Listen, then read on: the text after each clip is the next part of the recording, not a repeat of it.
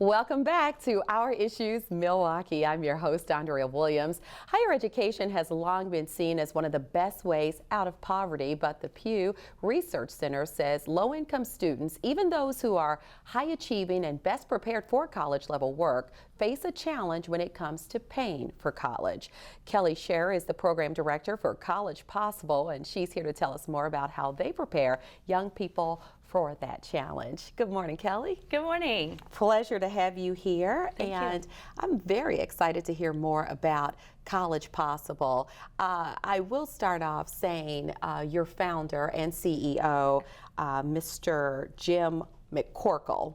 He founded College Possible 15 years ago in Minnesota, and it's my understanding that he was a low-income student who made his way to Harvard. So he really understands what it is like to need money, want to attend college, and need to come in contact with the resources to make that happen. So tell us more about what you guys do. Yeah, absolutely. So that's exactly right. He was a low-income student himself, and that's really where his heart and passion is. And so many of us that are in College Possible or in the communities of College Possible are very excited for our students. We help low-income students gain admission and help them succeed once they're in college. So we start working with students when they're juniors in high school, a little bit later than some of the other traditional college access programs. But we start then and we work with them all the way to their bachelor's degree. Wow. That's really where we know that the impact of their lives can change, that the cycle of poverty statistically is really broken at that level of a bachelor's degree when you have higher salaries, higher career opportunities, less likely to not have a job during some kind of economically tough times. So that's really what we're looking for, is to break that cycle of poverty by helping students through education. Yeah, and so many times I've heard, you know, as we're getting into the, you know, the years where things are changing severely, whether it be with the cost of college or the economy, whatever the case. But I've heard people say that a college degree is now really almost like the equivalent of a high school diploma. So kids have even more pressure to further their education after they received a bachelor's degree. That's scary too. You're talking much. More money and more money. So I did mention that College Possible was founded 15 years ago in Minnesota. So tell us the story of how it expanded to Milwaukee and how long you've had the program here. Sure, absolutely. So after several years, in about 8 years that they were working in Minnesota, they said, hey, this is working pretty good. Let's see if it works someplace else. So they did some studies and had some analysis done as to what would be maybe a similar type of city that would have the need, that would really benefit from a program like College Possible. And Milwaukee was one of the cities that really rose to the top of having really a great city landscape for being able to have a program modeled like we are as an after-school program for students to be able to participate in. And so in 2008, Milwaukee became the first site of College Possible outside of Minnesota. Wow. Now we just launched our 6th site, so we just started Chicago this year and have also gone kind of East Coast and West Coast and everywhere in between. That is awesome.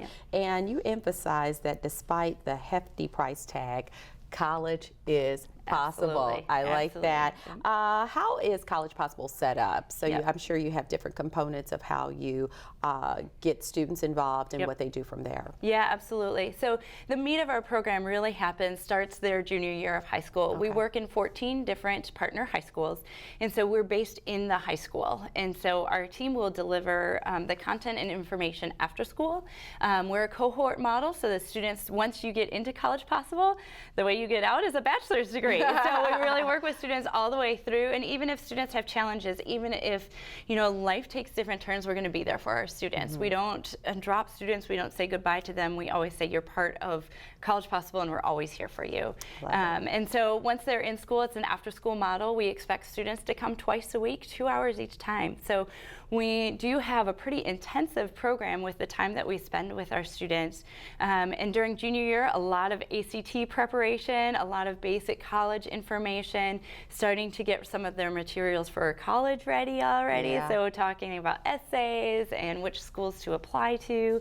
And then senior year, doing a lot of focus on the actual applications, scholarship applications, any of the financial aid pieces, and also that preparation for how different college is. So Yeah. those things that really make college different and can really be hard for students, particularly students who don't have other people in their lives saying, oh, well, it's hard, but you'll get through it, like I did. Or, you know, like other people in their lives do. They don't have as many people around them who have had those college degrees and those college experiences. So that's where we really want to step in and have that coach or that guide for them as they're working through toward their bachelor's degree. Good stuff. You plan by 2020 to be in 10 cities serving 20,000 students, which is awesome. So here in Milwaukee, you're serving nearly 700 students, and as you mentioned, at 13 partner schools, so it's definitely growing. And how, in fact, can a student who's at home watching get involved with College Possible? Yeah, absolutely.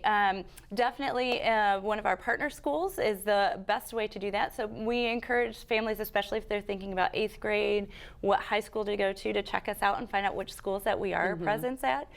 Students do have to have a 2.0 GPA cumulative to be eligible for our program.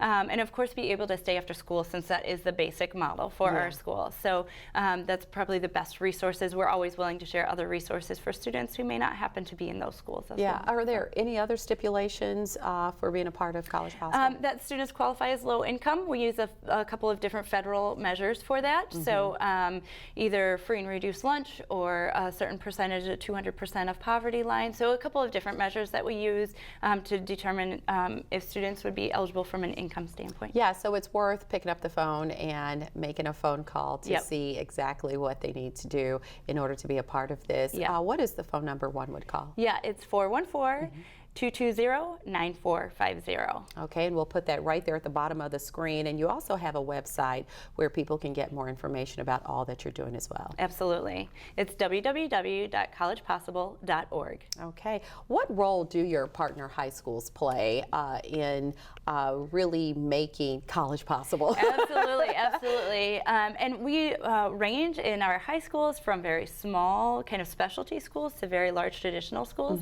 And probably our closest contact is with the counseling departments that were there. Sometimes it's also the administrators that we're trying to help build partnerships. We're working with them to not only be there for our students, but to be another support in the schools for students. So combining to do things like financial aid workshops is really common, or application drives where we're trying to get all students in the schools to help do applications. We're absolutely there to help out the schools as well. Yeah, it's all stuff that you really have to sit down, focus, and realize you almost should do a checklist, because we're talking about kids having to take the ACT and or the SAT, look for the colleges that best fit what they're trying to accomplish, apply for actual colleges, and that means writing essays, as you mentioned earlier. And then there's the understanding of financial aid and scholarships, because I think a lot of times, as I mentioned in our last segment, kids are willing to take out loans if they really desire to go to college, but you really should understand everything that goes along with taking out loans and what that's going to mean for you in the very near future. Let's talk about something that happened last year. Your founder and CEO, he actually joined college presidents, business leaders, and White House officials at the White House for a summit on college success for low-income students specifically. What came from that summit? Yeah, there was a lot of conversation and collaboration. Essentially, people were asked to sign on the dotted line that this was a commitment that they were willing to make, whether that means putting some financial backing behind it for some of particularly the college presidents, as well as for everyone to say we are in this and we're in this till we start seeing a difference in our country. For low-income students, right now low-income students graduate college at only about 8%. And so that's such a small percentage of how many students could be graduating. And so we really want to see that that needle move and really want to see students be successful no matter income level, no matter what any of life circumstances have given to different students, that they have every possibility of being successful. Absolutely. And when I mentioned that summit at the White House, of course, President Barack Obama was there, and he had some really great things to say about College Possible. And at that time, you guys were Admissions Possible. Right. Let's take a look. If we work together, if we all go all in here, think about the difference we can make. Think about the impact we could have with just the organizations represented in this room. We've got Jim McCorkle here from Admission Possible, a group that helps promising young people from low-income families attend college. 99% of the Admission Possible class of 2008 got into college. 99%. Where's Jim? Where's Jim? There he is back there. The vast majority stay in college and earn their degrees. Admission Possible operates in just 2 states now. So imagine if it was 10 or 20 or 50. So what does it mean for your organization to have an endorsement like that from the President of the United States? It's pretty incredible.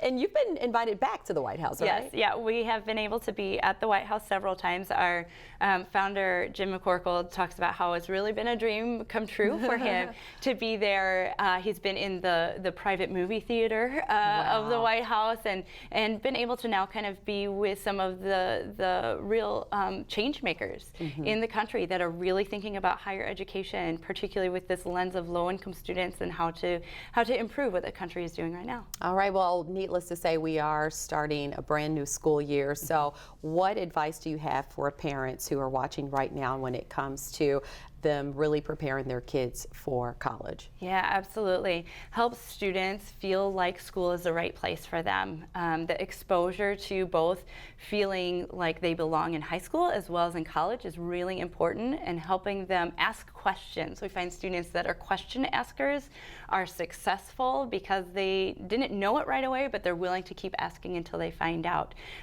So stay on that homework and keep staying focused in the classroom, because it just gets harder in college. So the more that students can continue working hard in high school and in lower grades as well, the more prepared that they'll be for that transition in college. All right, great way to end our show today. Thank you so much for stopping by. It's been great talking to you.